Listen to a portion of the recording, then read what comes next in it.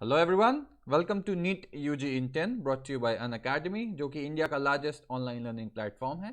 यहाँ आपको मिलती हैं daily live classes, live test and quizzes, structured courses and unlimited access हमारे जितने भी वीडियो लेक्चर्स हैं, जितने भी मटेरियल हैं उनकी। लेकिन उसके लिए आपको हमसे जुड़ना होगा।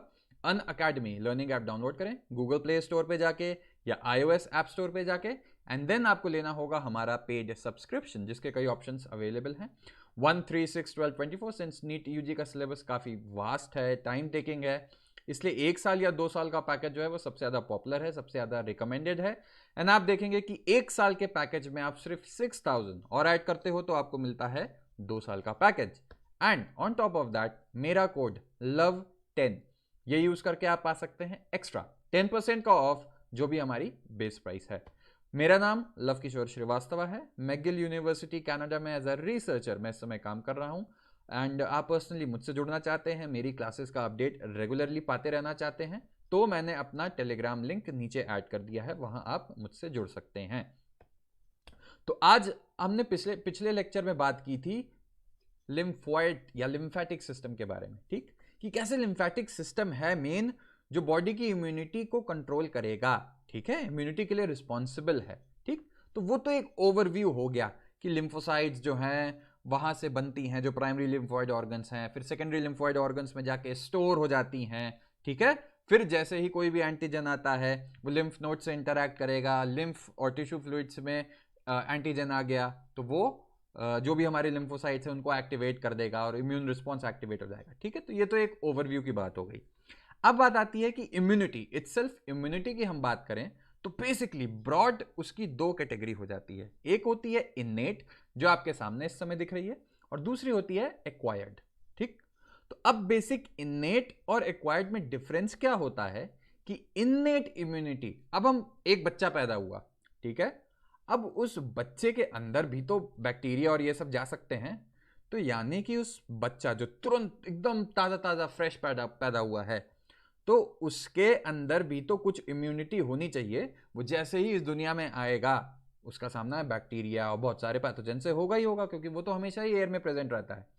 तो उसके अंदर कुछ ना कुछ इम्यूनिटी तो होनी चाहिए ना, जिससे वो उन सब से लड़ भिड़ सके। तो वही चीज होती है इननेट इम्यूनिटी, जो इनबॉर्न पहले से प्रेजेंट होती है। कैसे आती है वो इम्यूनिटी हम डिस्कस करेंगे इसमें। और दूसरी होती है एक्वायर्ड।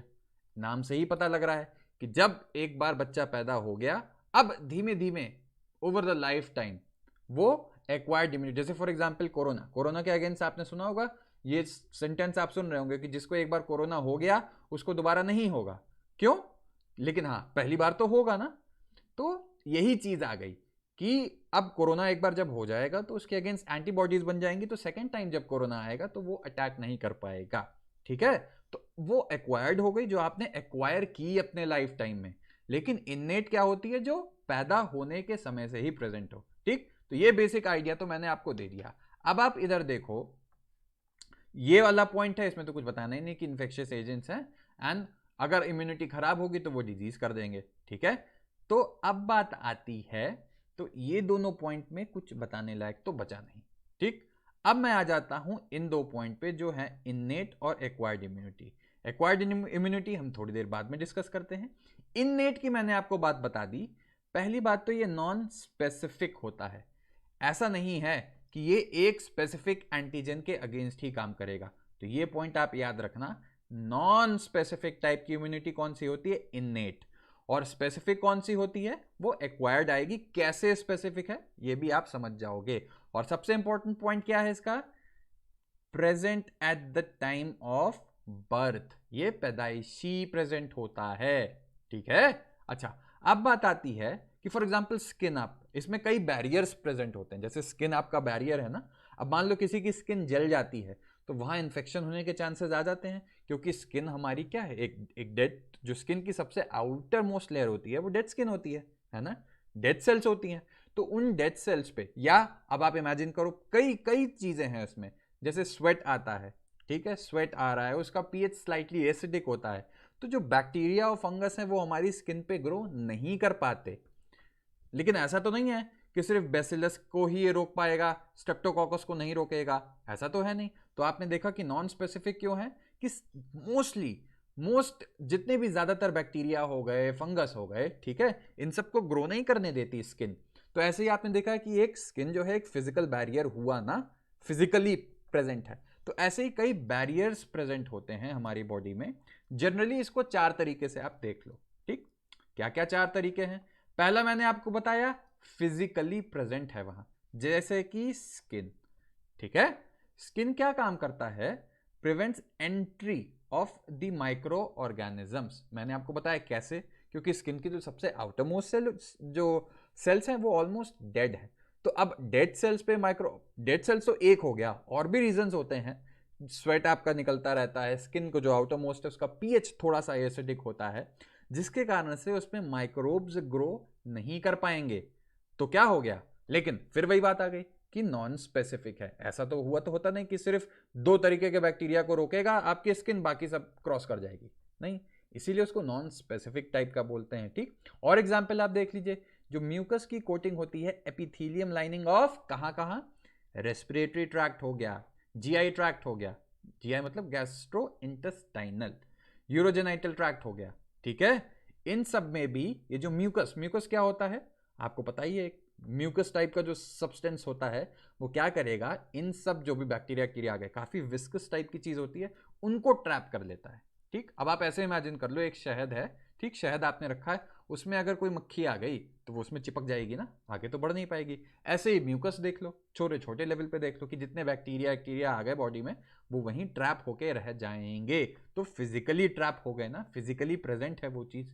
अब बात आती है फिजियोलॉजिकल। हमारी बॉडी में फिजियोलॉजी होती है ना, फिजियोलॉजी यानी एंजाइम की बात कर लीजिए, आप पीएच की बात कर लीजिए, ठीक है, ये सब फिजियोलॉजी में आती है जो हमारी बॉडी है। आप डिफरेंट सिस्टम्स पढ़ते हो, डाइजेस्टिव सिस्टम हो गया, ठीक है, रेस्पिरेटरी सिस्टम हो गया, ठीक है।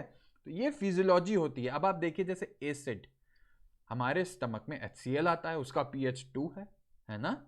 इतने हाई एसिडिक मीडियम में अब आप सोचिए, हम खाना खा रहे हैं, खाने में कुछ बैक्टीरिया प्रेजेंट है, ठीक है। तो क्या होगा, वो जो थोड़े बहुत बैक्टीरिया प्रेजेंट हैं, आप खाना रख दीजिए 3 घंटा 2 घंटा, ऐसा तो है नहीं कि वो बिल्कुल साफ का साफ रहेगा, उसमें थोड़े बहुत बैक्टीरिया ग्रो करेंगे ही करेंगे। तो एसिड जो प्रेजेंट है हमारे स्टमक में, ठीक है, वो क्या करेगा, उन सब बैक्टीरिया को निपटा देगा। खैर पेट में जाने से पहले छोड़िए, आपके माउथ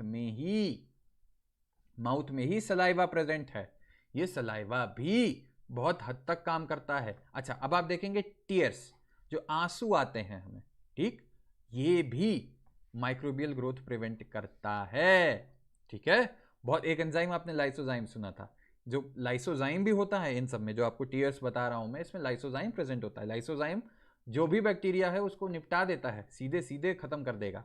तो आप देखा कि कैसे फिजियोलॉजिकल बैरियर प्रेजेंट है।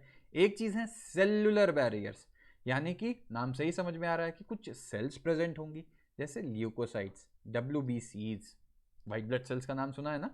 ये क्या होती हैं, ये हमारी बॉडी की सेल्स हैं मेनली, जो भी, अच्छा मैक्रोफेज क्या हुआ ये अभी आपको समझ में आएगा आगे, पर हाँ सिंपल शब्दों में देखिए कि फैगोसाइटोसिस एक प्रोसेस होता है जिसमें ये WBCs जो है अपने स्यूडोपोडिया एक्सटेंड करती हैं, और जो भी बैक्टीरिया या फॉरेन पार्टिकल आया उसको एनगल्फ खा जाएंगी, खत्म कर देंगी। तो आपने देखा कि सेलुलर बैरियर्स का भी क्या यूज आ गया, ठीक। लेकिन ऐसा तो है नहीं, फिर वही बात आ गई कि जितने भी आप देख रहे हैं कि एसिड है पेट का, तो ये नहीं है कि सिर्फ स्ट्रेप्टोकोकस को खाएगा, बेसिलस को नहीं खाएगा, इकोलाई को नहीं खाएगा, ऐसा नहीं है, वो सबको खा जाता है। अब बात आई साइटोकाइन। साइटोकाइन क्या होता है, एक तरीके से सिंपल समझ लीजिए, केमिकल्स हैं, कुछ केमिकल जो सीक्रीट होते हैं जिससे इन्फेक्शन ना हो। तो ऐसे ही एग्जाम्पल एक होता है इंटरफेरॉन। इंटरफेरॉन याद रखिएगा अगेंस्ट वायरल इन्फेक्शन।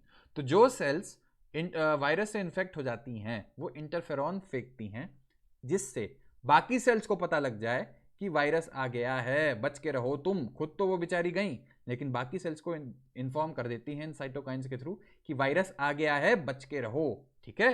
तो ये बेसिक था इननेट। अब आपने देखा कि ये सब जितनी टाइप की चीजें हैं ये हमारे बॉडी में बचपन से प्रोड्यूस होती हैं, इसमें हमारी एज से ज्यादा कुछ फैक्टर नहीं पड़ा। तो ये थी इननेट इम्यूनिटी के बारे में बेसिक आइडिया। होप आपने लेक्चर एंजॉय किया हो। सब्सक्राइब करो, Love10 कोड यूज करके मुझसे अनअकैडमी से जुड़ो। मुझसे पर्सनली जुड़ना है तो मैंने अपना टेलीग्राम लिंक नीचे ऐड कर दिया है। Thank you so much.